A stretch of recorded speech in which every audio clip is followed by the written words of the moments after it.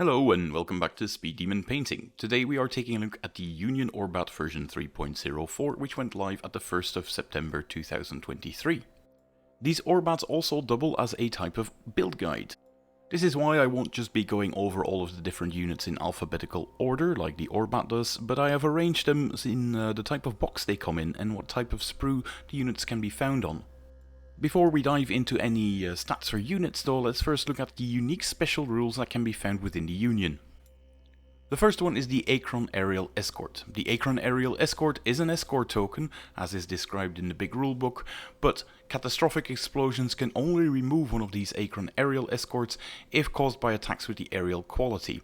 That is not the main advantage though. The main advantage is that escorted units with an Acron Aerial Escort gain the extreme range quality to any attacks they make with the aerial quality. So through these slightly pricier escort tokens you can have the extreme range on any rocket battery really you want within the Union, which is quite a strong ability, although it is in a strong contention with just how good they are with regular gun batteries as well. For regular gun batteries, they have the give 'em hell rule. When this unit makes an assault, if the result is a draw, instead it is considered as a havoc result, so you're always a bit better in close combat. Furthermore, this unit may make a special operations action that it will give 'em hell. All weapons with the gunnery or fusillade special rules in the unit gain the devastating quality for the duration of its activation. That is really strong. At the end of the activation, before the repair step, unless the player discards a card from their hand, each model in the unit gains a disorder token.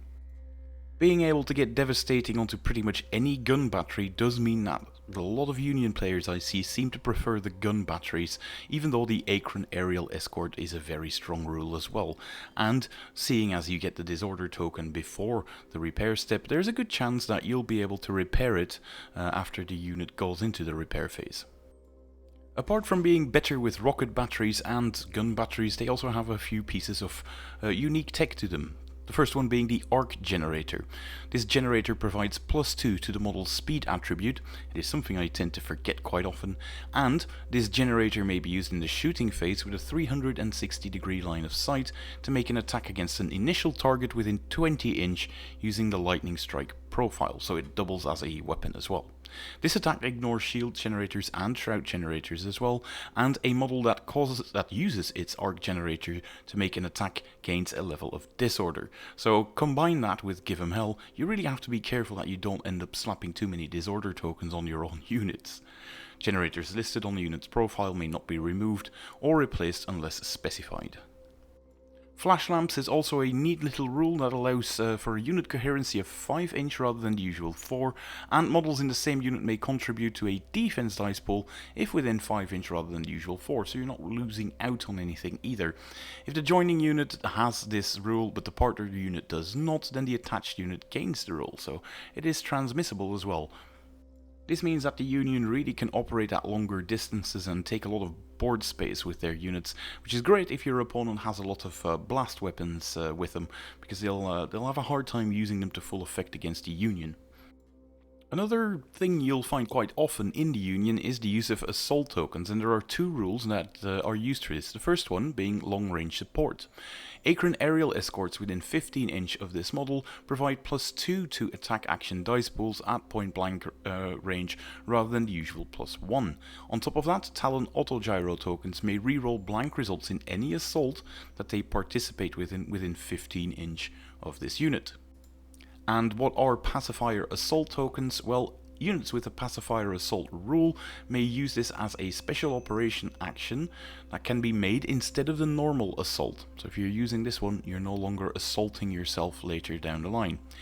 Each model in this unit with this rule may place a number of Talon Autogyro tokens equal to their mass in contact with an initial target of up to 20 inch away.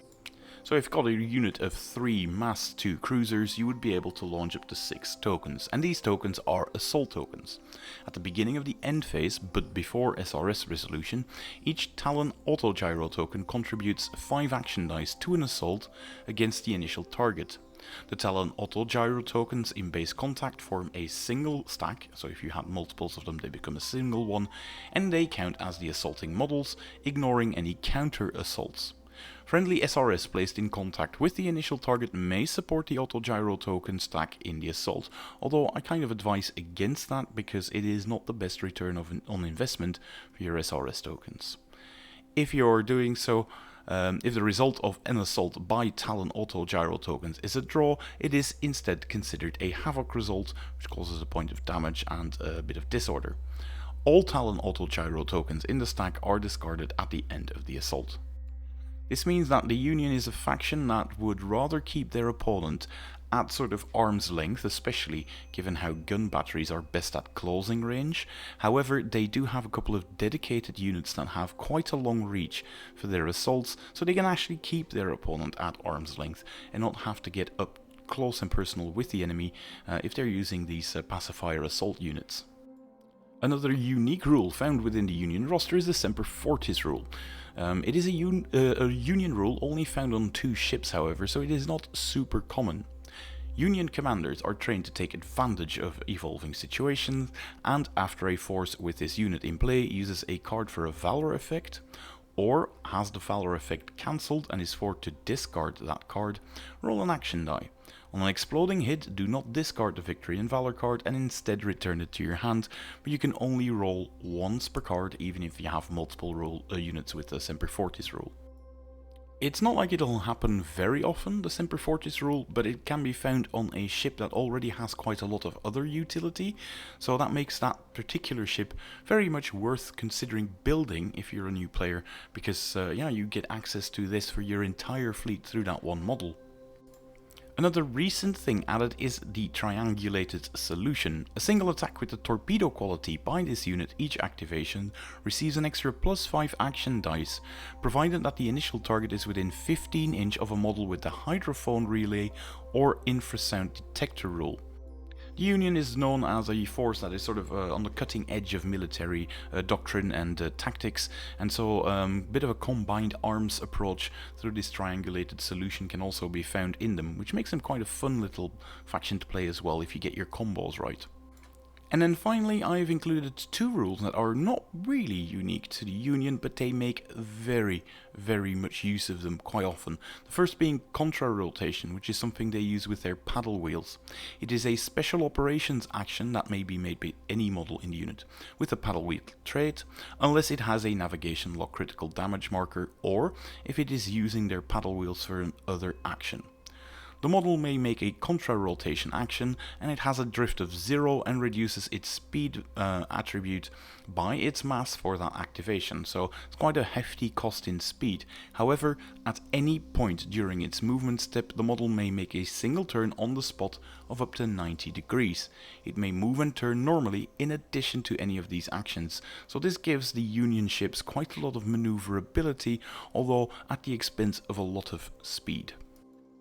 Why is this important to mention? Well, the Union definitely wants to keep the enemy at arm's length, like I've said, and this contra-rotation can really help achieve that goal, because quite a lot of times you'll be facing units that would want to close into point blank range, and you can actually escape that somewhat through some careful maneuvering with them, which is quite satisfying gameplay as well to pull off.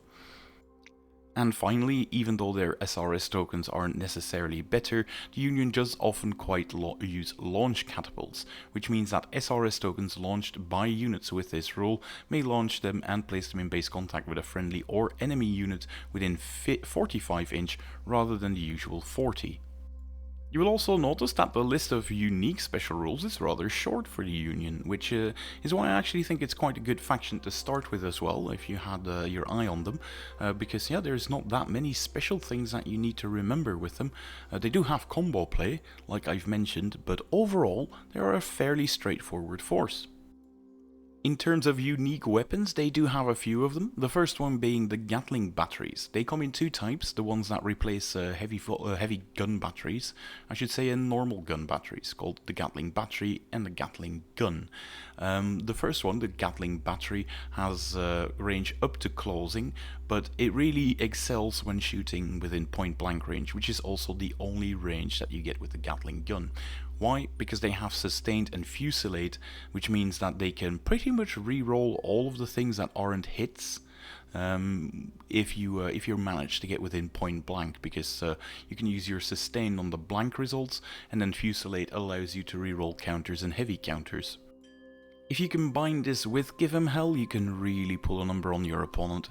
However, this does mean that your vessels are no longer interested in staying at arm's length and very much want to close the distance with the enemy and get within point blank themselves. So yeah, you can definitely change things up with the Union by having rocket batteries at extreme range, gun batteries at medium range, or then getting these Gatling guns for some point blank shenanigans as well.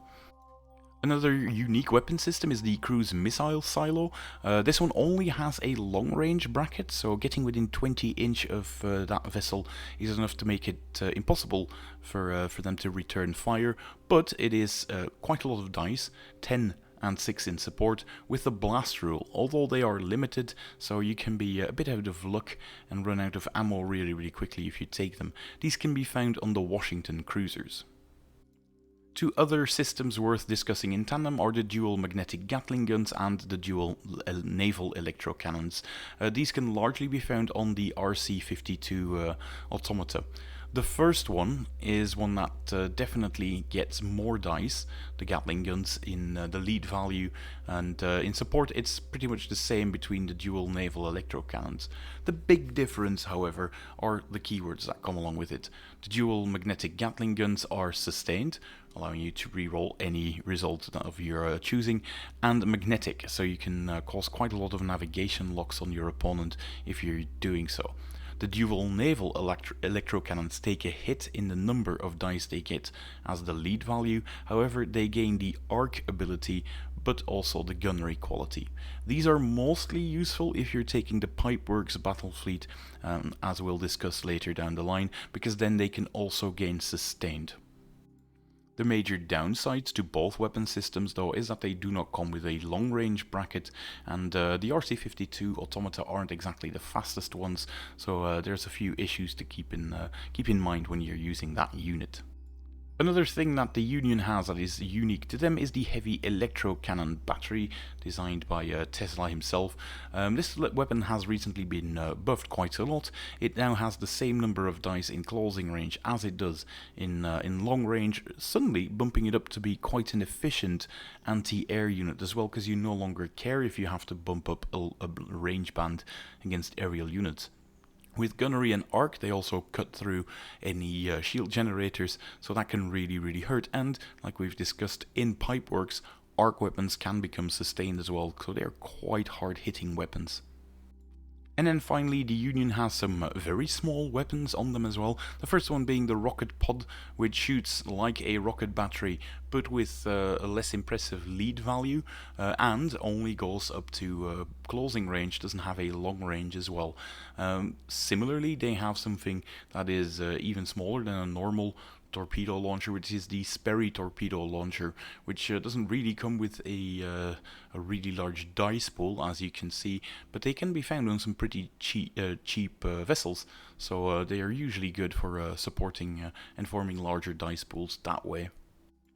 One thing about the Union that is fairly unique is the fact that it is only a single nation, so there are quite a few battle fleets in them, but not nearly as many as in different factions that comprise of multiple nations. The first one is the Union faction battle fleet, which doesn't give you any bonuses at all, as is common case, but if you have this one as the second one, you do get the strategic reserves battle fleet bonus, so that's great if you want to create a little outflanking force.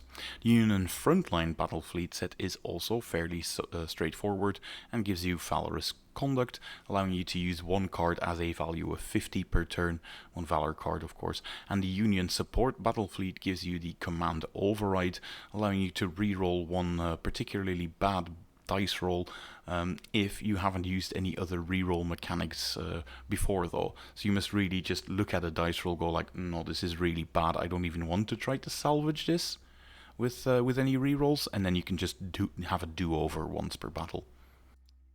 The more unique ones is the Union Pipeworks battle fleet.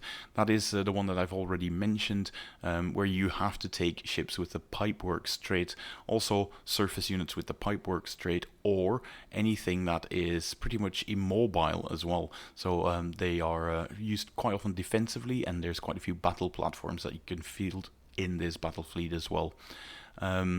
All actions with the arc quality by units in this battle fleet gain the sustained quality, which is really strong. And units in the battle fleet with the immobile special rule may replace any heavy gun batteries for the much more formidable heavy electro cannon batteries for free. So that is a pretty big upgrade. However, they do gain the temperamental design rule, making them slightly harder to repair as well. And they tell you to look at the USS Mexico entry for a reference of that rule, although I don't think that is needed because it's a common rule these days. Next up we have two battle fleets that have the same bonus, namely the Talon Assault rule. And the Talon Assault rule is pretty much an ambush at the start of the first round, provided at least one battle fleet has this rule. The Union player creates a stack of Talon auto-gyro tokens, which we discussed earlier, in what is called a Talon Assault. This stack consists of a Talon auto-gyro token for each battle fleet in the force with this rule, so it's not a great deal of them because usually you don't have more than 2 or 3 battle fleets in your force. At the start of the first round, after deployment, this stack is placed in base contact with an enemy unit of the player's choice, although they cannot be submerged units. At the beginning of the end phase, before SRS resolution, each Talon autogyro token contributes 5 dice to an assault against the surface, skimming or ground unit when it activates. I think the current ORBAT forgot that you can also use that against aerial targets, because that is not excluded in that list, so this might be cleaned up later down the line as well.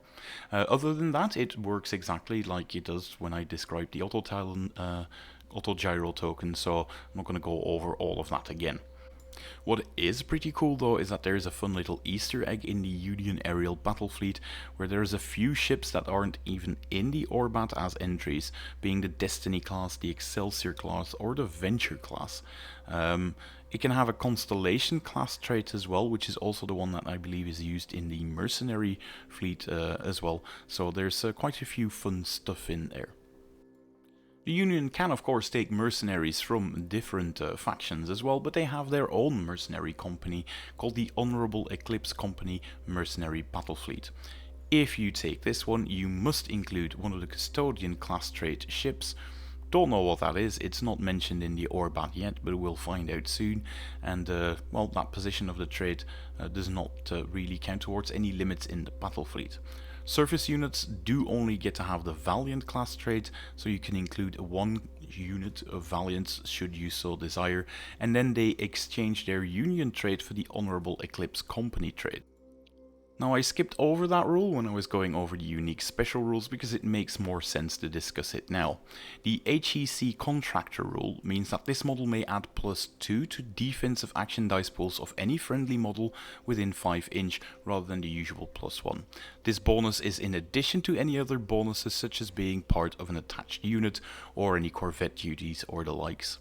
The HEC Contractor rule only applies during each round where this force when the force this unit is part of had equal or less victory points than your opponent at the most recent check for victory step. So these guys are a bit weird in terms of mercenaries because they start fighting better if the force is on the losing side rather than the winning one.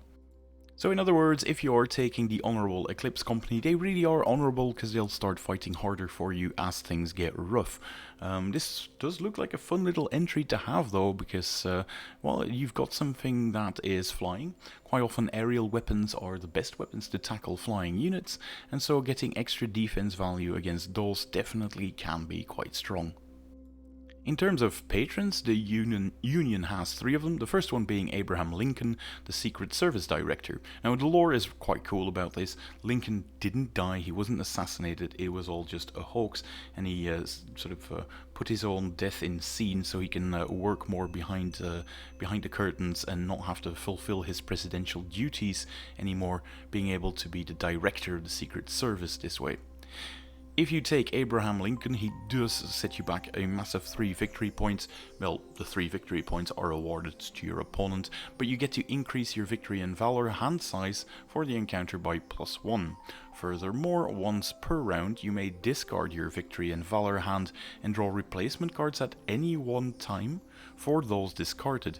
Meaning if you've used the good ones already and you're just stuck with a bunch of crap in your hand, you can then choose to dump it and redraw a new one. And of course, it doesn't gain you any extra cards, but if the rest was pretty bad anyway, or had very low values to bid for initiative, you can get a new hand, which can be quite strong, because getting initiative is always quite crucial when you are at the end of a turn. Caroline Hunter will set you back 2 victory points, and once per encounter you may replace the victory condition on any victory and valor card that has a value in the top left corner of 50 or higher, and say, following your activation, immediately activate another in-play unit that has not yet activated in this game round. This is unless it is cancelled, so your opponent can't just cheekily cancel your mega big move of getting a double activation once per battle for 2 victory points. This is quite strong because it is by far the strongest card you can play. I believe that one only exists twice in the card deck, so having one available to you for sure every game is not a bad option. And then if you want to field a pure mercenary force, you can take Silas Hodge, the Executive General of the Honorable Eclipse, meaning there is no limit to the number of Honorable Eclipse Company battlefleets included in a force that has this patron. Furthermore, you are not required to take any other battlefleets before you can take any Honorable Eclipse Company battlefleet, so this one really is if you want to make a nice fluffy list out of pure mercs. Now the handy little thing is that you will be behind in victory points straight away if you're using that one, and this is when that rule kicks in from the HEC contractors, so actually it's quite a good one from being on the back foot at the very end, because that's when all of your nice little bonuses kick in. Now onto the different units you can build, and the first units I'm discussing are the ones that you can find in the one-player starter set. This is no mistake, this is also because these videos sort of double up as a sort of a build guide for those players starting out in the game. If you like this new approach to the deep dives, make sure you give the video a thumbs up, and if you want to see them for the other factions as well, make sure that you subscribe to the channel for that future content. If you've got a friend who's looking at this game, wants to get into the Union, make sure you share the video with them as well. That massively helps the channel to grow, and it hopefully helps them forward a bit as well to make sense of all of the cool options you can find in this game. The first flagship we're discussing are the Constitution class ships. Now you can get the standard Constitution battleship, which for a battleship is very reasonably costed at only 248 points. For that money you get 3 heavy gun batteries that are all aimed in angles that can stack up in the front, making it quite easy to pilot this ship. They also come with heavy broadsides and a heavy torpedo as secondary and tertiary systems as well, as you'd expect from a big battleship.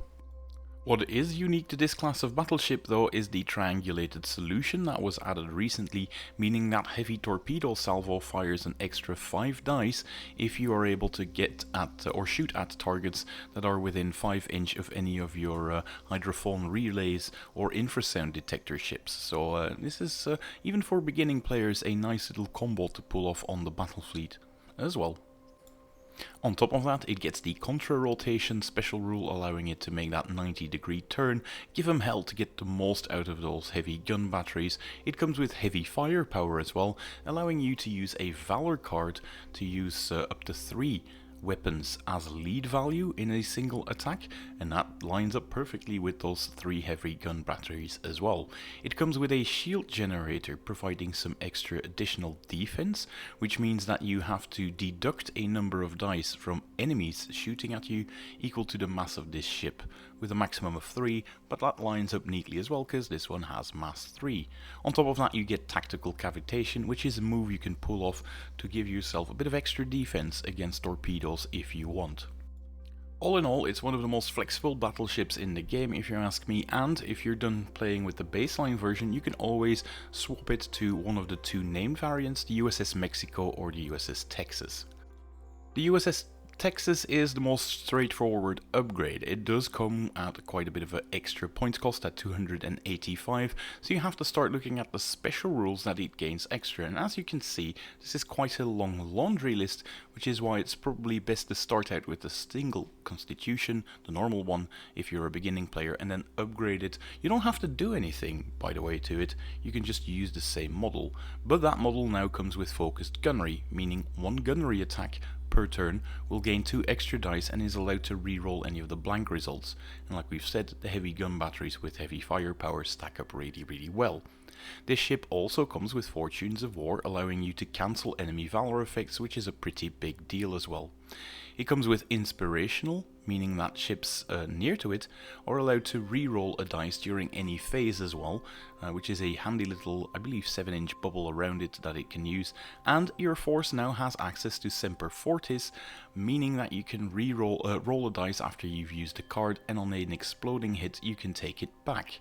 Other than that, it comes with an extra bonus called Veteran Repairs Teams, meaning your repair rolls will be even easier with this ship.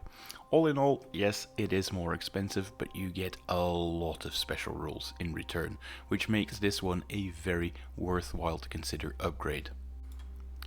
The USS Mexico as a second option does come as its own battle fleet, where they've included a resin arc generator, but if you're handy with a bit of conversion and this isn't the first time you've done any modeling, you can probably cut out the arc generator from some of the support sprues found in the one-player starter set and still use the USS Mexico if you want to as a beginning player. If not, maybe ask one of your more veteran and more experienced hobbyists to do that for you, because it's not the most difficult conversion to pull off. The USS Mexico swaps out the 3 heavy gun batteries for 2 heavy electro cannon batteries, and then swaps out the third one for the arc generator that it comes with.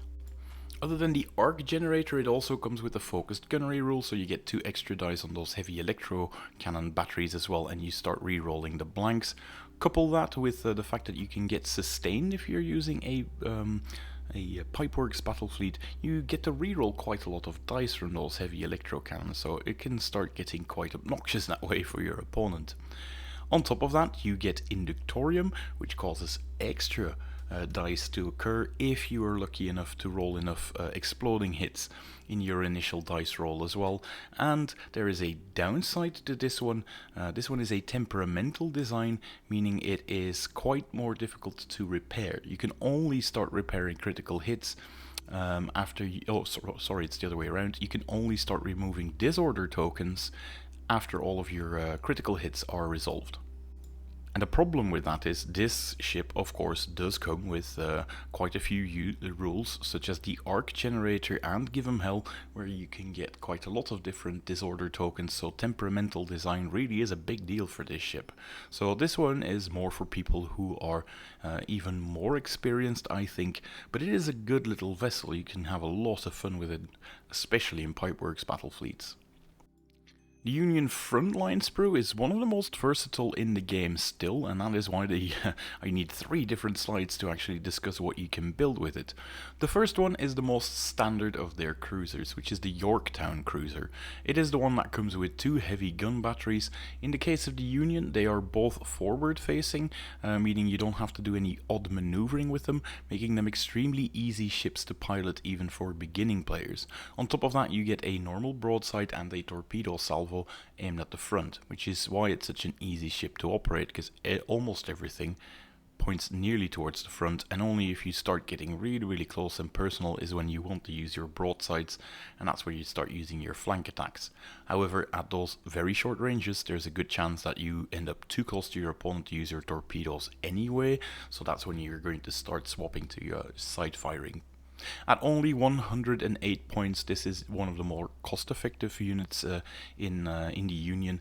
Your opponent will have a hard time tearing them down as well, because with armor 6 and citadel 12 and 4 hull points in both battle ready and crippled state, it is a bit of a tougher nut to crack. And I always recommend that you build these cruisers because, well, in the Union specifically, it is never easier to make your ships change roles.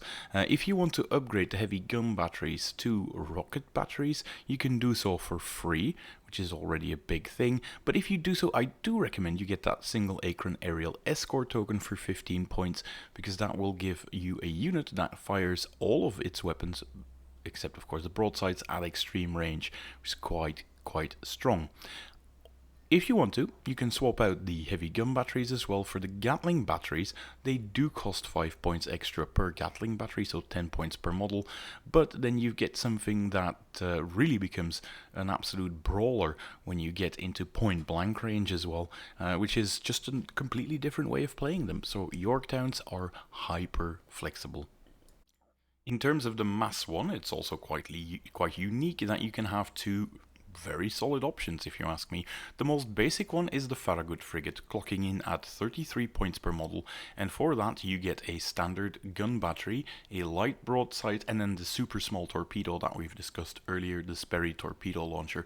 So there's quite a few extra things on there.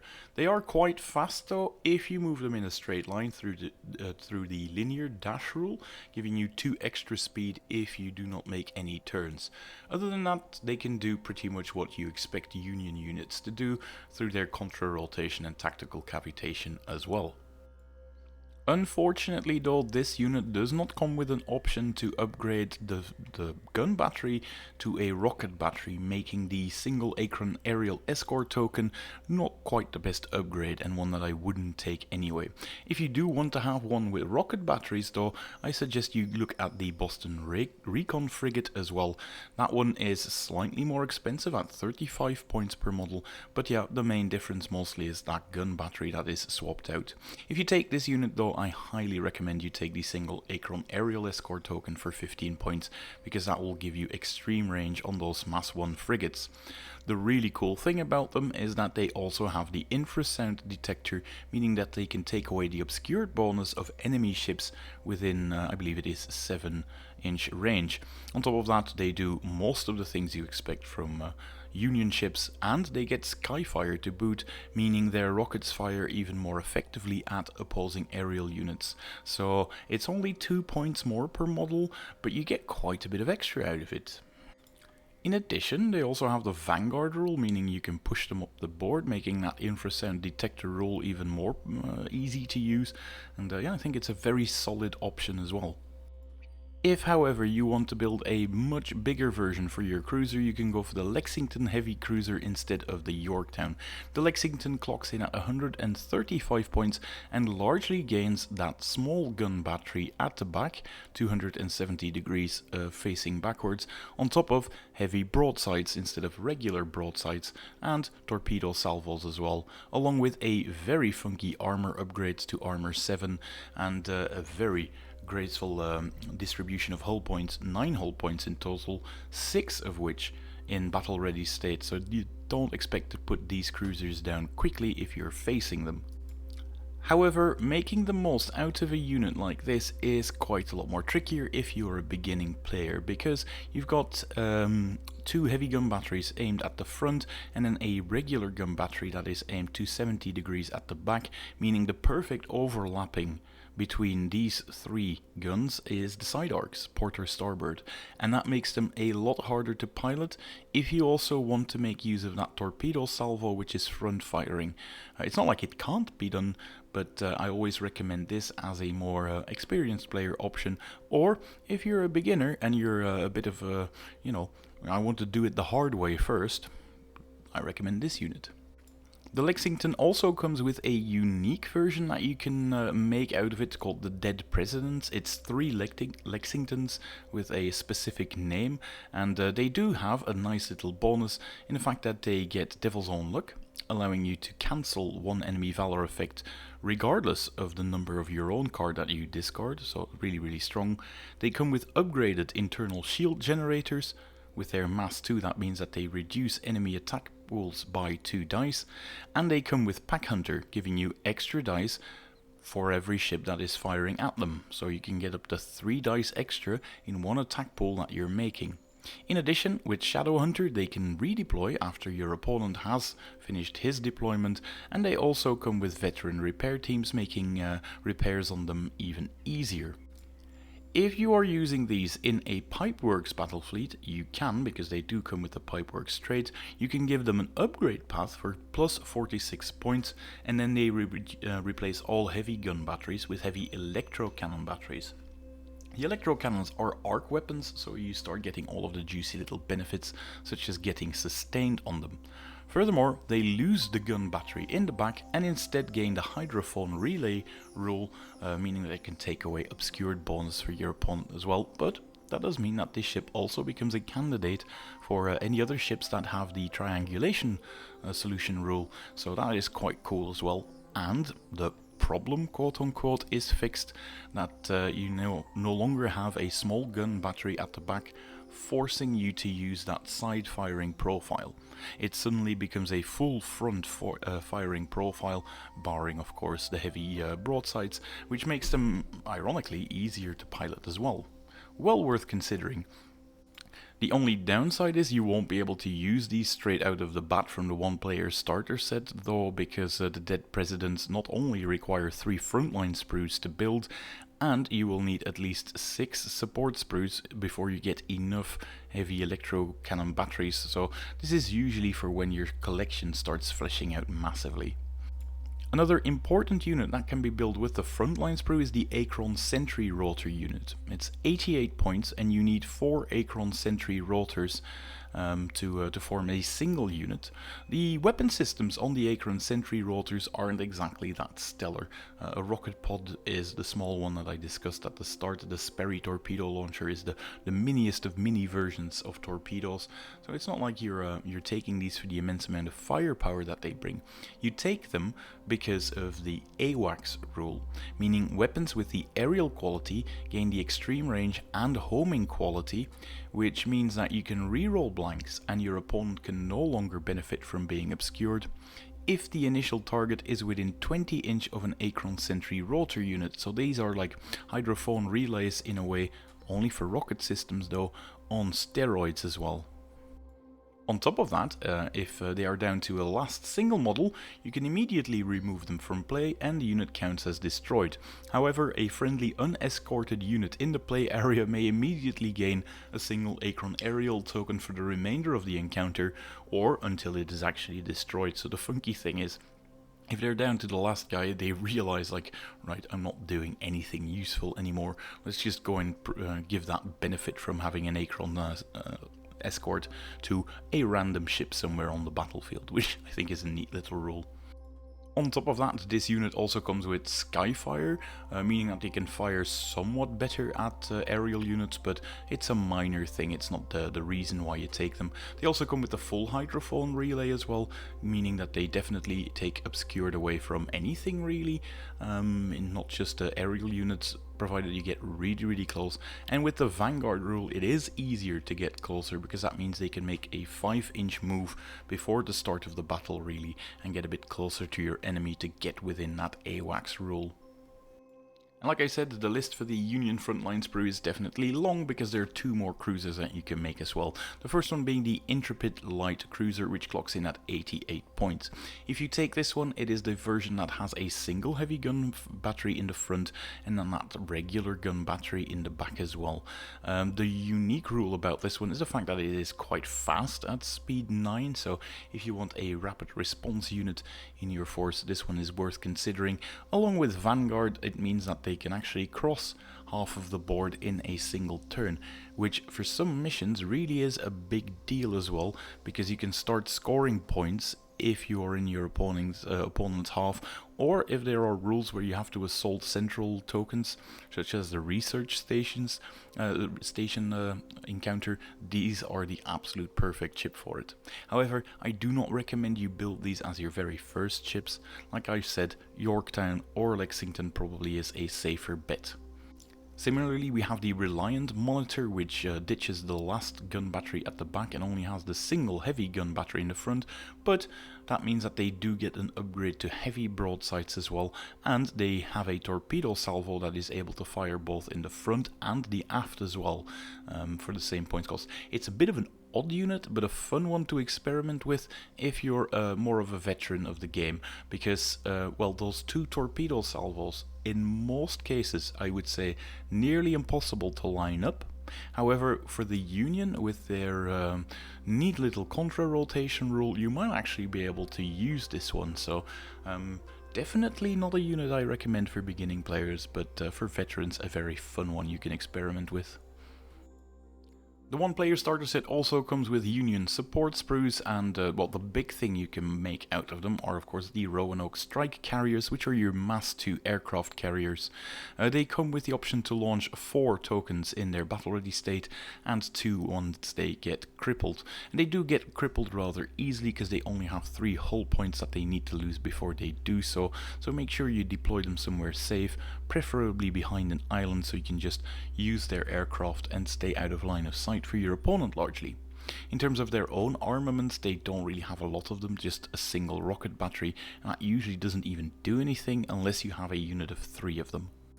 The handy thing about these though is that they become attached units to any Union ships should you so desire, so you can always attach them to other craft that do have rocket batteries as well, or if you just want units that now have SRS support, you can do so.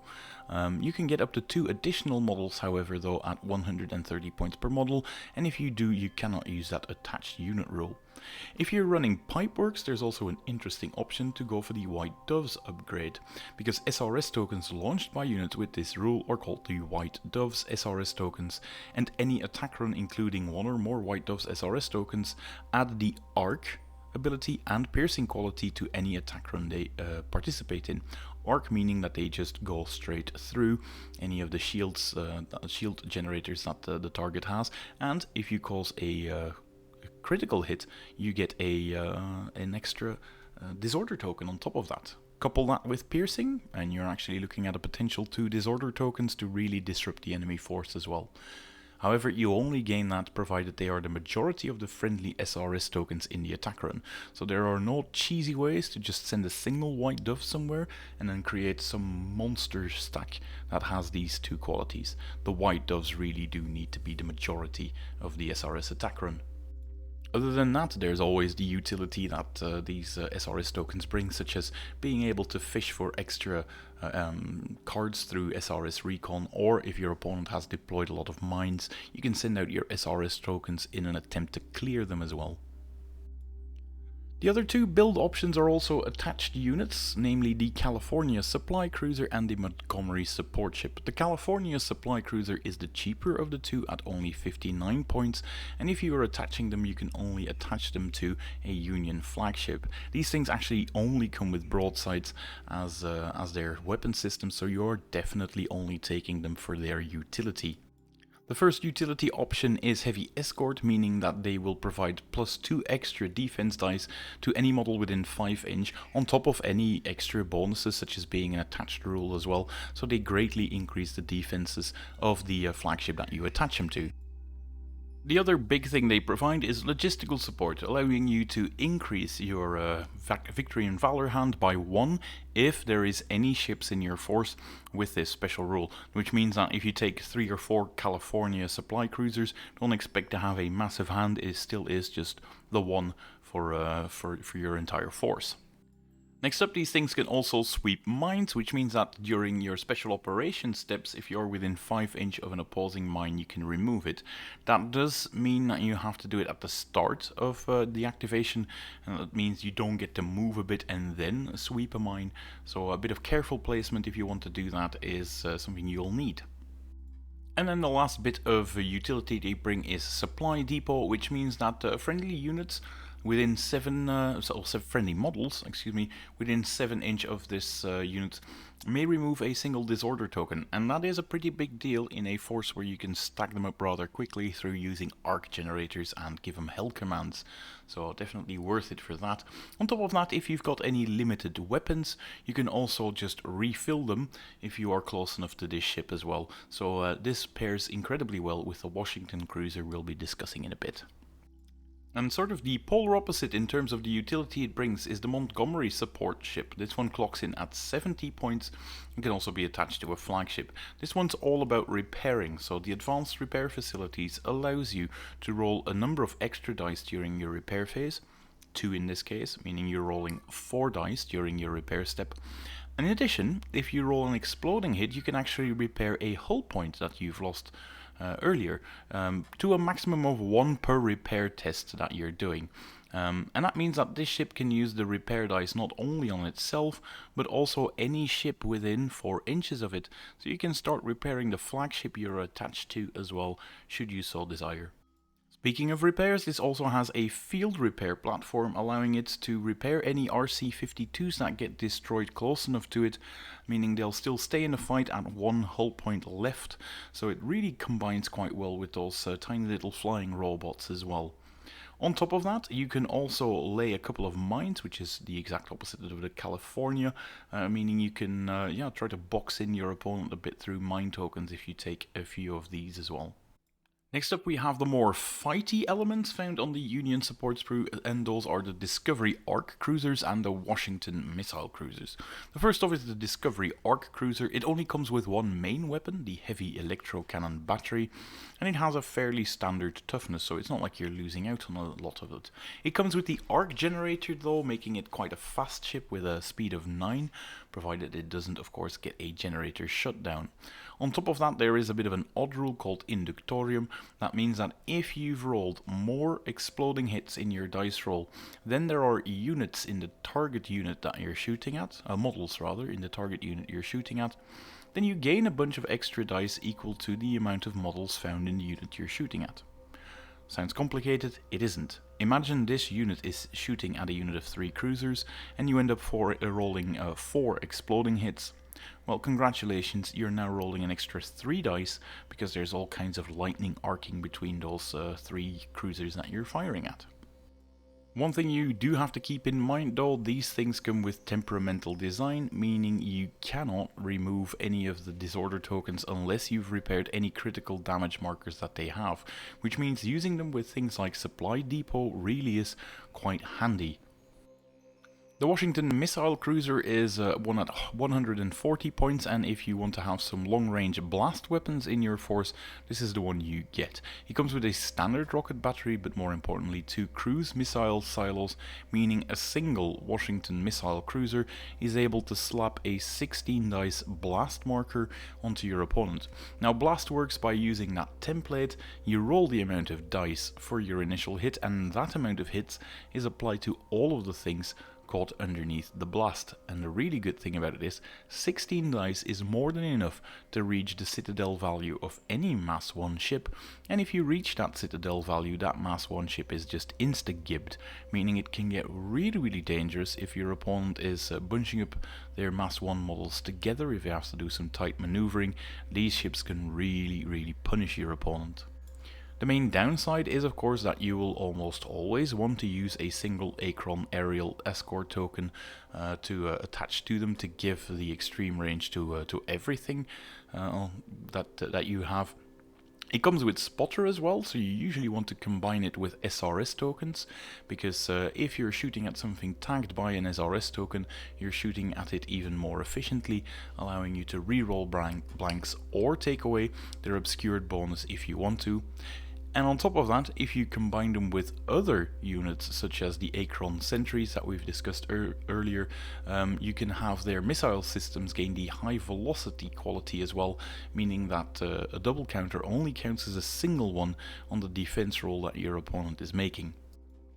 This is the kind of unit that can cause your opponents a lot of headaches, or it can do next to nothing if there are no perfect targets for it, and if you're facing a force that wants to come very close to you, your missile silos cannot fire within 20 inch, so yeah, a bit of a very swingy ship. It's either very, very good or it doesn't perform at all.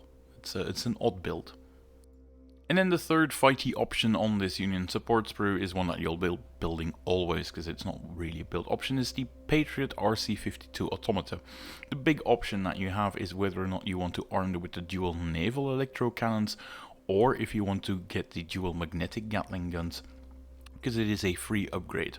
These things clock in at 38 points per model.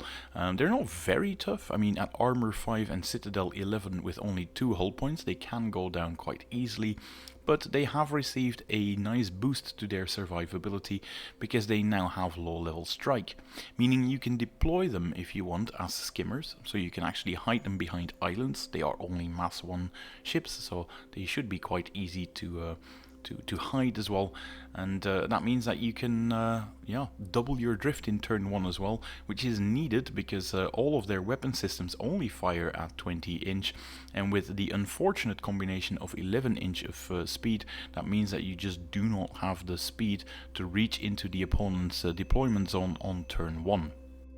However, once you're able to get within closing range of your opponent, these things absolutely shred their targets because it's quite a lot of firepower on a small ship. The only question is, do you equip them with dual naval electro cannons, or do you go for the dual magnetic Gatling guns?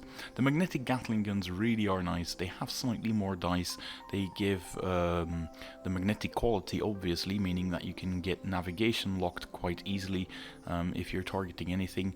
The dual magnetic Gatling guns, though, are also very much preferential if you're using a Pipeworks Battlefleet, like we've discussed earlier, but also because they are gunnery quality weapons, and these things have the sharpshooter rule. Sharpshooter means that you can lower the target's citadel by 2, which is not nothing, provided you're shooting at them with a gunnery quality weapon, and only the dual naval electro cannons have that gunnery quality. Technically, you can attach these units to other Pipeworks ships, however I never recommend doing that because it's only 2 of them that you're attaching to your opponent.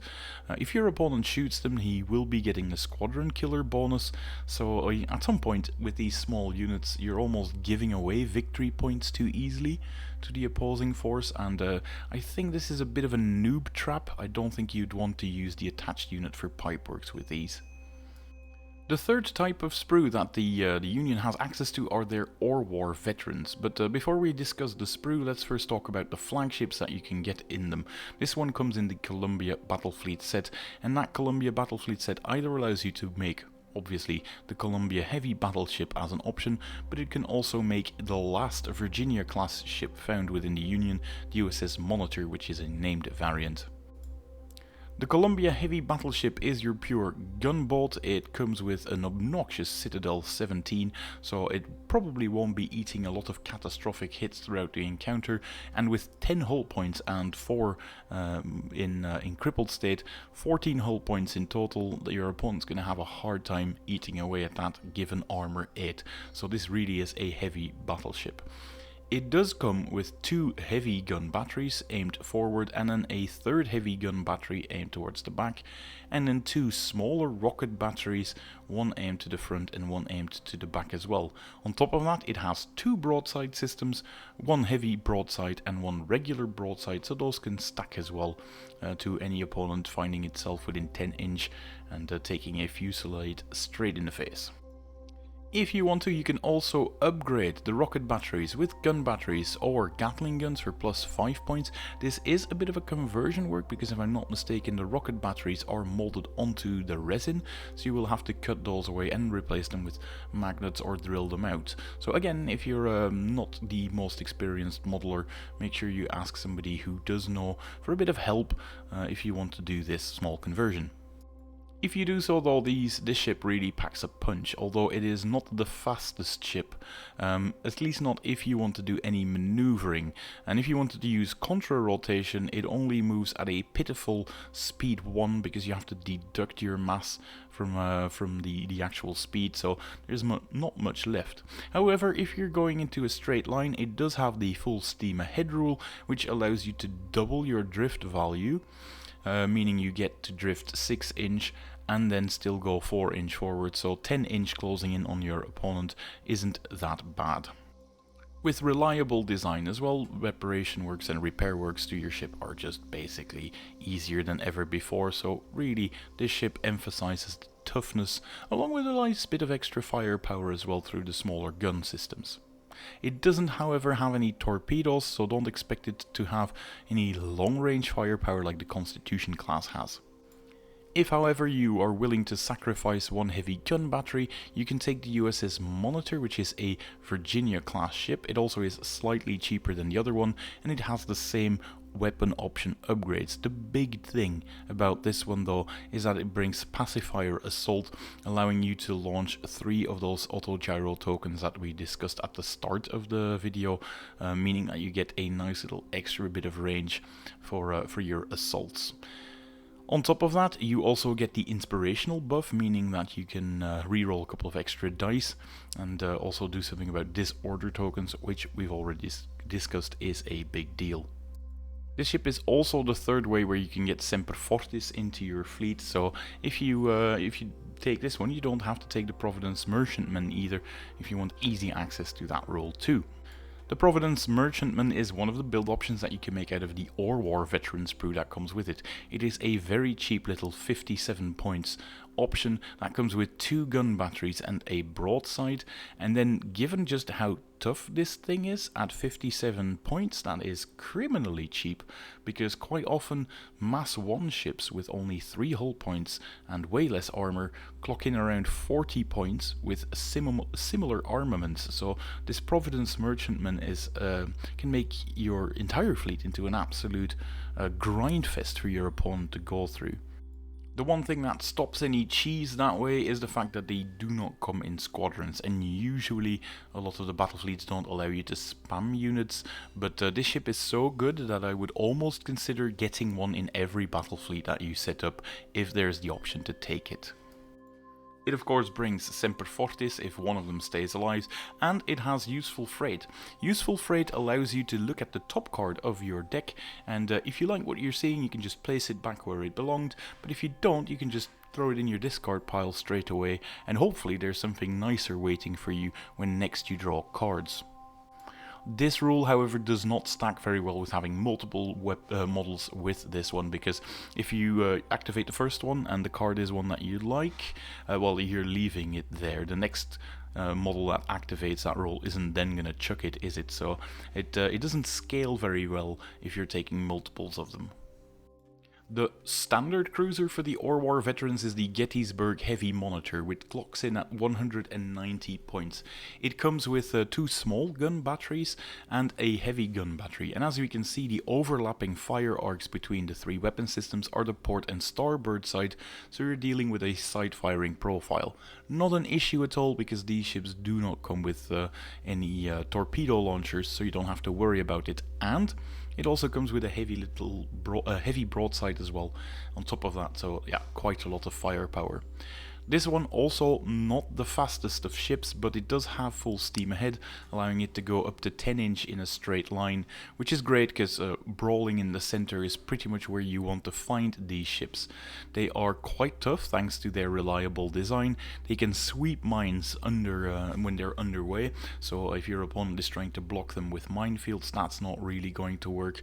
And all in all, if you just want a no-nonsense brawler, this is a ship to definitely have on your radar. The Springfield Corvette is the Mass 1 options you get with them. You field them in units of 4, which is why they clock in at 100 points, which is 25 points per model, but you can include a further 4 models if you want that, and if you want to you can also attach them to your Union flagships. Why would you want to do it? Well, they have the Corvette duty role, meaning they increase the defense pool of any ship within 4" by +1, on top of any other modifiers that they already provide, such as being part of the same unit, or being an attached unit as well. They can join in with their gun batteries on any salvos launched by your flagships if they also use gun batteries, so they can increase the number of shots by up to 12 if you're in closing range, which is no joke. This is a really solid option to attach to something like a Columbia, or heck, even the more newer tech can benefit from having these around.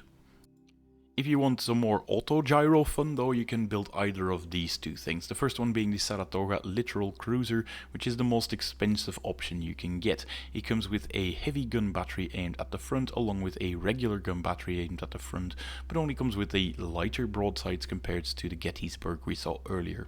However, it does get pacifier assault, allowing you to launch up to 2 of these assault tokens 20 inch away, making it a very popular opinion for most Union players too. This unit does also get coastal bombardment, allowing you to reroll blanks when shooting at ground units. However, the game currently does not have any ground units, so you're not really making the most out of that rule yet. If you want a much cheaper version though, you can go for the Sumter landing ship. It only gets a single gun battery, so don't expect as much firepower for this as the Saratoga does, but other than that you get a very similar loadout in terms of special rules. I mean, it still has the pacifier assault and comes with a landing vessel rule in case those ground tokens actually do show up, so a pretty solid option as well. And it makes me wonder if the Saratoga Littoral Cruiser is actually still worth it, because you're paying 44 points for a heavy gun battery compared to the Sumter landing ship and the coastal bombardment, and that is perhaps a bit too steep for the upgrade to the Saratoga Littoral Cruiser. Next up, we have a fairly new release from Warcradle, the Independence class battle cruisers from the Independence class Battlefields set. There are 3 different variants that you can make with your Independence class battlecruisers. The first one, of course, being the Independence class battlecruiser, the regular one, which clocks in at 218 points. Now, battlecruisers are not quite the same format as battleships, although they also have mass 3 as one of their stats. This one clearly comes with a lot less armor and a lower citadel, coupled with way fewer hull points, and that applies to both battle ready and crippled state. The amount of firepower though isn't that much worse. You get a heavy gun battery in the front, 2 small gun batteries also aimed 270 degree in the front, and a heavy gun battery 270 degree aimed at the back. So you're not losing out on that much firepower compared to a battleship, however, and that's why you would end up getting one of these. In addition, the toughness is slightly compensated for the fact that these come with some extra generators. The Independence battlecruiser comes with a shield generator built in to protect it against classic gunnery attacks and rocket barrages, but also magnetic generators, which greatly protects it against aerial attacks and SRS tokens as well. Apart from that, you're getting a bit less torpedoes, because it's only a normal torpedo salvo, but you do get a heavy broadside as well, which is the same as a battleship would have. One option that I think will be quite fun to do with it is to actually upgrade it to the different Gatling batteries, along with Gatling guns as well on there, because they are bit more costly, but if you are able to take a cheap little second battle fleet, that's perfect for an Independence battlecruiser, and you can make a very fun outflanking force with them. If, however, you want to opt for some of the more high-tech versions, there are 2 Pipeworks class battleships in there as well, battlecruisers, the USS Rio Grande and the USS Indianapolis. The Rio Grande is pretty much a rocket boat ship, and it comes with a unique special rule called the Thermobaric Volley. Weapons on this unit with the aerial quality gain the hazardous quality.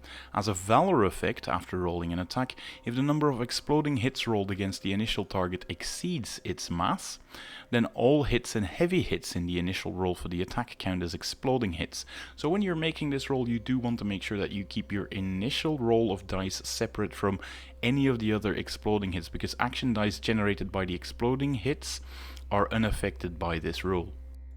It is a bit of a more complicated way to resolve your attack, but that means that if you get very lucky with your rolls and you have a bunch of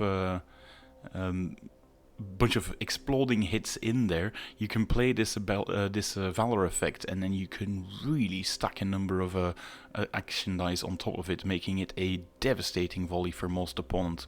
If you're taking this ship, of course, you will want to take the single Acron aerial escort token for 15 points to also give it extreme range and allow it to just hang back and pepper your opponent with devastating rocket battery barrages. If, however, you want to start experimenting with things that originally were found in the Commonwealth, i.e. railguns, you can take the USS Indianapolis. This one also comes with heavy gun batteries, but the special helical railguns means that all weapons with the gunnery quality now have a support value of 3, which is a downgrade for the heavy gun batteries, but not by much, only by a single point. But attacks with the gunnery quality by this unit treat the citadel of their initial target as one lower than indicated, already quite nice, and when making an attack against models with the skimming unit or aerial unit position traits, each weapon with the gunnery quality receives an extra +1 action dice. Now, because of how the guns are stacked, that is a maximum of 3 extra dice if you're shooting at the top ones. It's not a bad deal given that you're only losing 2 support dice really if you're using the heavy gun batteries, and on top of that, that can be circumvented by using the heavy firepower rule, because this is not a valor effect and therefore is always in effect. However, you do have to keep in mind that the reverse is also true when targeting submerged units. When making an action against model with the submerged unit position trait, each weapon with the gunnery quality receives -1 action dice. So yeah, extra efficient against skimmer and flyers, quite a bit worse against things that are submerged. This set also allows you to make a couple of alternate versions, the first one being the Liberty Battle Carrier, which is one of the smaller carriers with an SRS capacity of 6 and 4, which comes with a shield generator baseline on top of that as well. Uses launch catapult so it can shoot extra far should it so desire, and it does come with 2 heavy rocket batteries as well, so the firepower isn't that bad. Coupled with heavy broadside and a torpedo salvo, it's a bit of an odd ship with a mixture of weapons and some SRS capacity on top of it.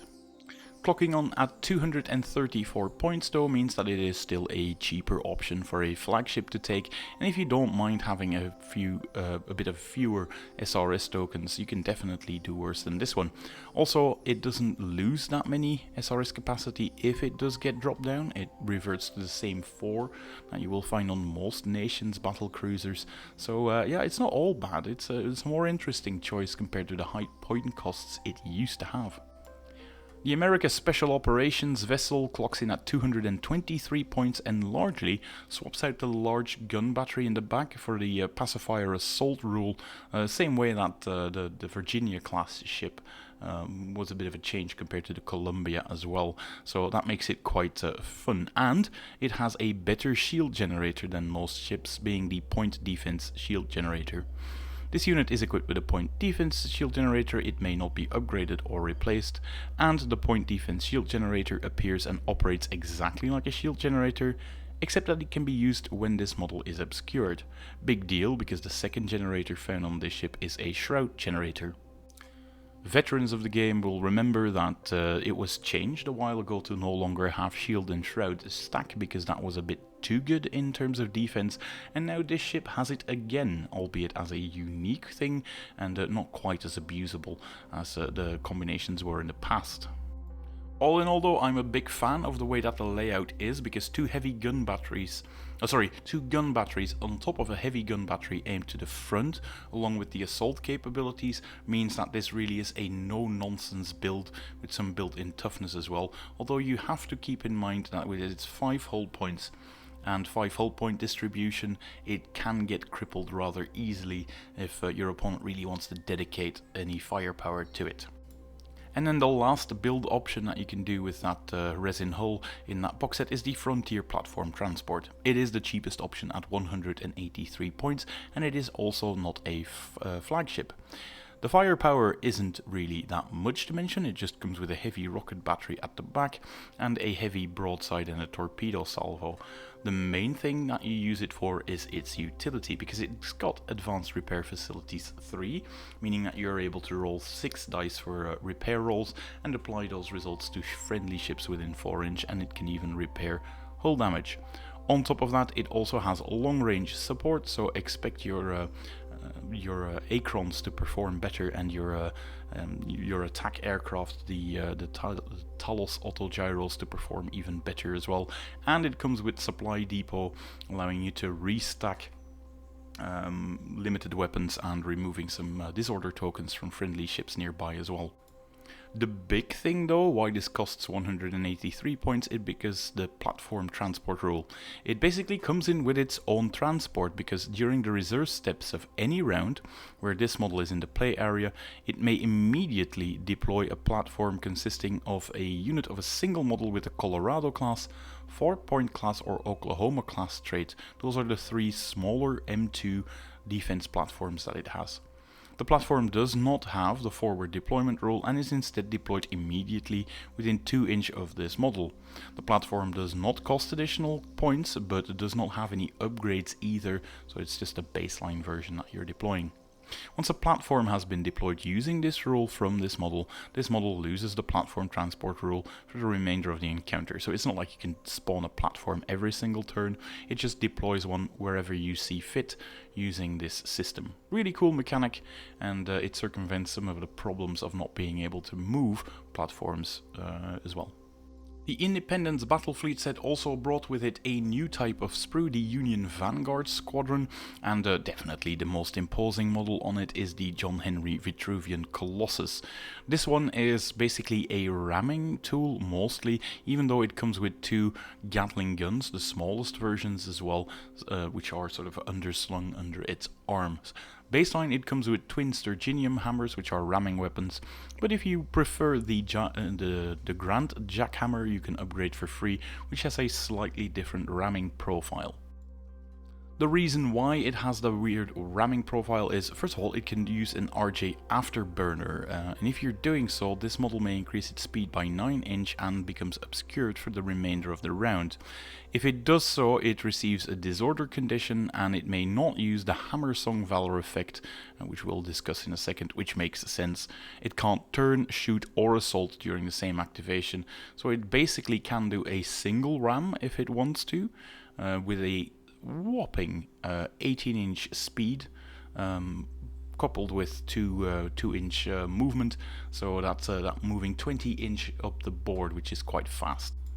It'll be a case of using that RJ afterburner to get it in position to then start doing most of the heavy ramming, because Hammer Song is a Valor effect that you can use once per activation, provided that the Valor card that you use is at least 40, so it's one of those you need to have a good card to do so. Each model in the unit with this rule that has caused at least 1 point of damage in a ramming action with the twin Sturginium hammers or the Grand Jackhammer may make a second ramming action against the same or a new point of impact within 2 inch of the first one. The action dice pool for the second ram is exactly the same as the first one, so you're basically making 2 ramming actions for the Valor effect here. The moving model may not make any further movement this activation if it uses this rule, so it can't do any weird disengagements, shenanigans either if it has done so. However, you have to keep in mind that thanks to its Colossus rule, it can turn to any facing at the end of an activation, and I do believe that you're still allowed to do that one. I do have some reservations when I was looking at this unit. I would have loved to see an extra hull point on it, because with only armor 6 and citadel 12, that means that a lucky critical hit, remember 2 out of 6 critical hits cause an extra point of damage, that means that a low 12 hit attack can cripple this model if your opponent is lucky enough. And it's not even that lucky enough, because it means that 1 out of 3 critical hits it sustains is going to actually send it into a crippled state, which is, I think, a bit too easy to do for a 138 point model. You're going to have to be a really skillful commander to make the most out of this unit, if you ask me. Difficulties aside though, it is a very cool model, so if you wanted to field it, go ahead, experiment with it. It is a very fun little squadron box to get.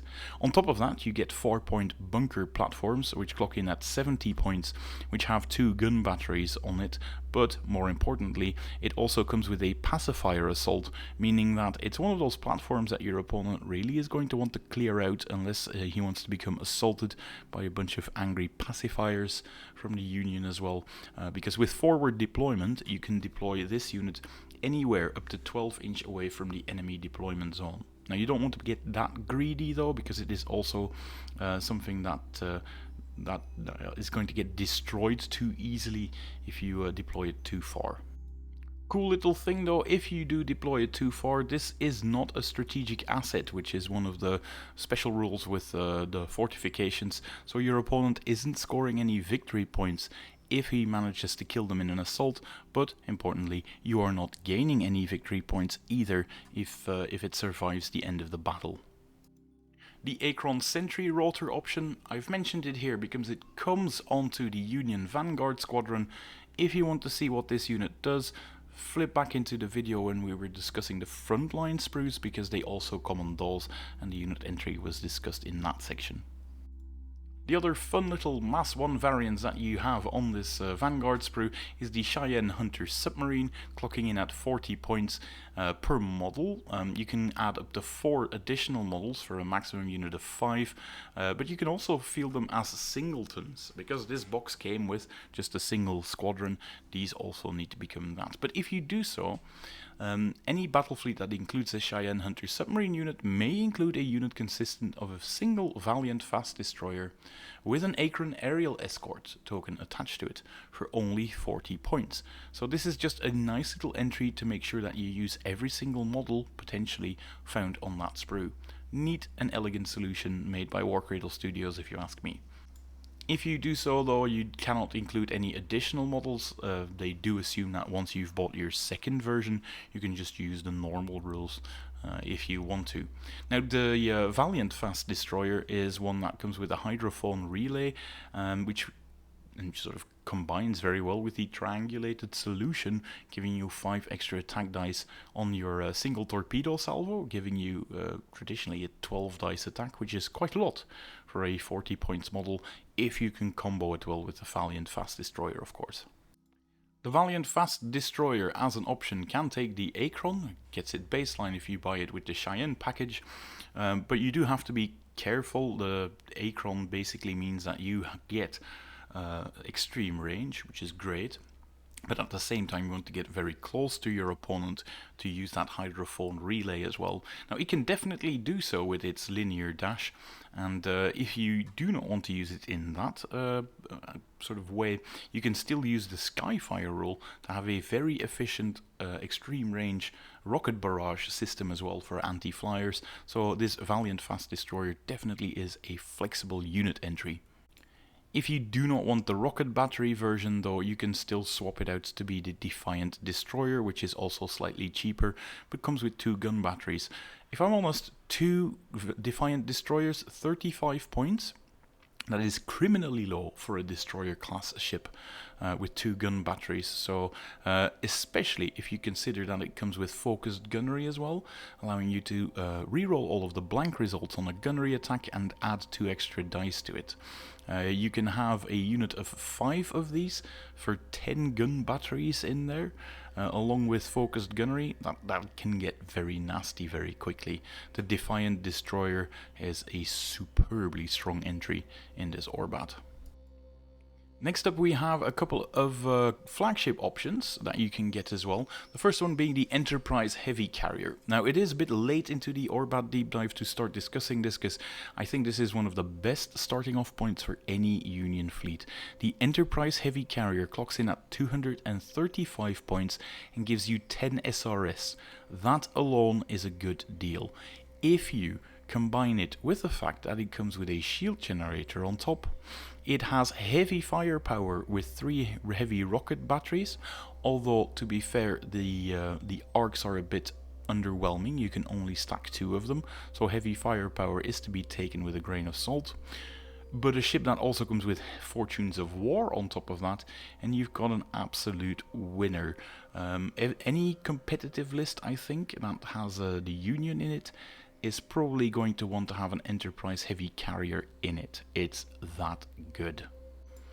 The only thing you have to be careful about is of course the fact that a carrier can be crippled rather easily, so if you're a bit too callous with its positioning, you are going to use your lose your Fortunes of War ship quite fast. It does have Armor 8 and Citadel 16, very impressive for a carrier, first off, but 7 hull punch does mean that it can get crippled slightly fast if you're not careful, but then again, that's because you weren't careful.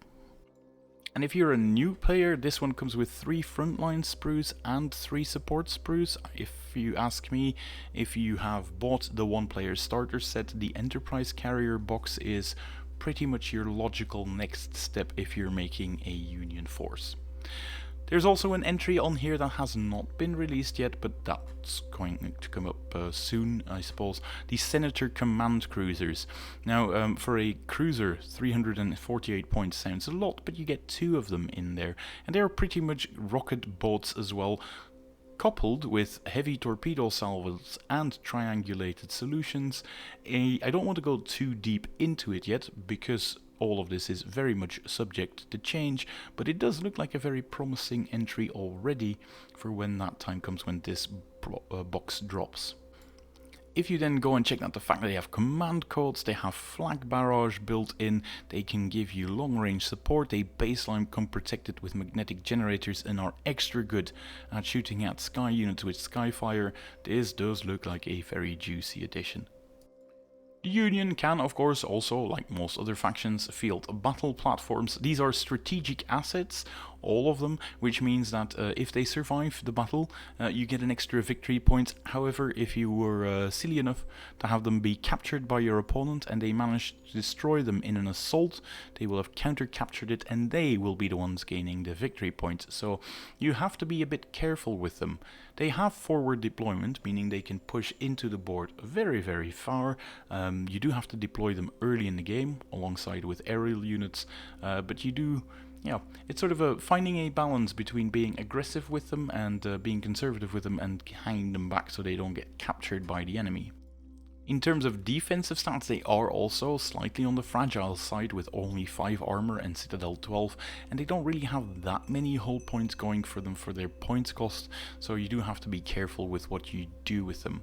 The Freedom is the Mass 3 version, clocking in at 170 points, coming with 3 heavy gun batteries, and you have to remember those heavy gun batteries can be swapped out for the much juicier electro cannons if you're taking them in a Pipeworks fleet, which sounds like a good and smart thing to do.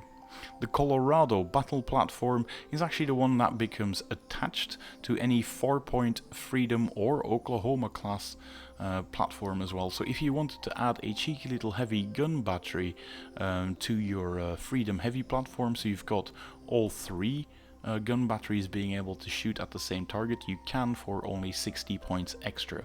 At that point you're paying 240 points. 230 points for a triple heavy gun battery platform, and that's not the most horrible thing to have. Especially because you will have 2 units with the heavy escort rule, so if your opponent wants to attack that with aerial or submerged weapons, he's going to have his work cut out for him, because you're looking at some pretty impressive SDV and ADV values out of those things. The Oklahoma offshore support platform clocks in at 68 points, which is slightly more than the Colorado, but this one is more of your utility one. Comes in with 2 gun batteries, but it gets the advanced repair facilities, so it can start repairing ships that are nearby. It also comes with a heavy escort rule, so it can protect nearby ships. It can refill any of the weapon systems that they've lost with the limited rule, and remove some disorder tokens if you've been overdoing it with the give 'em hell. And on top of that, it comes with useful freight, so you can do a bit of shenanigans with your cards. Overall, not the worst thing you can get for 68 points. If you just get a cheeky one of them to fill up your points at the very end, you could do a lot worse. And they are quite easy to integrate into Union lists, because the Union is one nation under God and all of that. So you're not really sort of having issues with any keywords in most battle fleets. And then lastly, unreleased models. However, given some of the previews we've been getting on Discord and on the social media from Warcradle, I suspect this won't take too long. The aerial squadrons. It's pretty much a preliminary name. I'm not sure if it's actually going to be called in that way, but there are a few aerial entries in the ORBAT that I expect will see a release soon. The first being a trio of Mass 2 sky cruisers that you can take, the first one being the Republic Cloudraker airship. Clocks in at 120 points and comes with 2 of those dual magnetic Gatling guns as well. It's a shame it can't get any Pipeworks keywords, because that would make it really good if it can get sustained as well, but alas, not the case for these ones. The unit may take a single Acron aerial escort token as well, however I don't really see the point to it, unless of course the aerial torpedo salvo wants to be given the extreme range quality. If you want to do that, go ahead, but I think this is one of those units where you'll want to get into closing range with your dual magnetic Gatling guns, so I don't think this is the most enticing option so far. Talking about the actual ship itself though, you are getting something that moves reasonably fast, has pretty much cruiser standard toughness in its battle ready state, but only has 2 hull points left if you manage to cripple it. Very much in line with things you see in the Imperium roster so far, and actually the points cost is incredibly similar to the Kriegssturm dirigible construction as well. Dirigible construction means that you can take a bit of extra damage if you're unlucky enough to take a magazine explosion hit on these models. But they do get flak barrage, which is a very strong rule, flak barrage 5, meaning they can shoot down SRS tokens. They can have a give 'em hell, meaning their dual Gatling guns can shoot with devastating, as well as they have the gunnery keyword. They have linear dash if you want to move them even faster in a straight line, and if you want to, you can have them arrive unexpectedly and use strategic withdrawal as well, meaning they can basically go into the skies and drop out of them again to sort of have a lot of maneuverability across the board. You do have to keep in mind though, if you're using the unexpected arrival and strategic withdrawal rule too much, you will be shooting at the crippled state for a long part during the gameplay, so you probably don't want to overdo it with these Cloudraker airships. All in all though, I think it is a super strong entry, and definitely one you can have a lot of fun with if you're a Union player. If you want a more traditional gunboat, you can take the Constellation Attack Airship, which only is 3 points more expensive.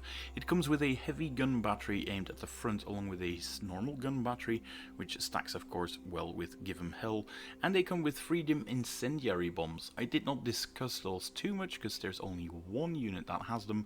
It is a torrent weapon that shoots in the aft arc, so if you're able to fly over targets, you can do this sort of carpent bombing run using the torrent template and hitting all ships in there for 11 dice, which is nothing to sneeze at. In order to make it to the enemy side even faster, it has the Vanguard rule, allowing you to move it 5 inch during the Vanguard movement phase, so you can gain a bit of extra speed on them.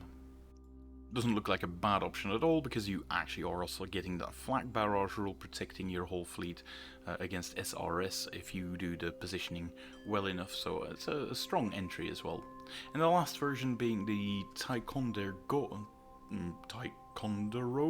assault airship. Americans, make sure that I say this correctly, because I have no idea how I should pronounce this. This is the rocket variant, at least. It comes with a heavy rocket battery and a regular rocket battery. It does, however, lose the Freedom Incendiary Bombs as well, and is slightly more expensive than the other one. But it does come with Pacifier Assault, meaning that you can launch some of Talon Assault tokens along with it. So the loss of the Incendiary Bombs isn't the biggest deal if that comes instead. It also has the protective duty with Flak Barrage, so again, looks like a fairly strong entry, and this one definitely is one where you want to consider the Aerial Escort token, giving you extreme range as well. Bit of an ambiguous model with extreme range and rocket batteries of course, and then 20-inch assault, but I could see this one hanging back and then counter-attacking in your force rather than just pushing forward like the Constellation Attack Airship probably wants to do. And to end off, a bit of sexy artwork from back when there was this one dropped, which is a bit of concept art for the Republic class Cloudraker airship. I think it absolutely look stellar. I'm a big fan of blimp forces as well, so I'm really looking forward to this release. And with that, we've gone over the entries found in this Union ORBAT. Again, I really hope you liked the video. If you did, remember that thumbs up button, subscribe, and if you could, share it to friends who are interested in the game. That really helps to help the channel grow, and I hope to see you in the next video. Bye!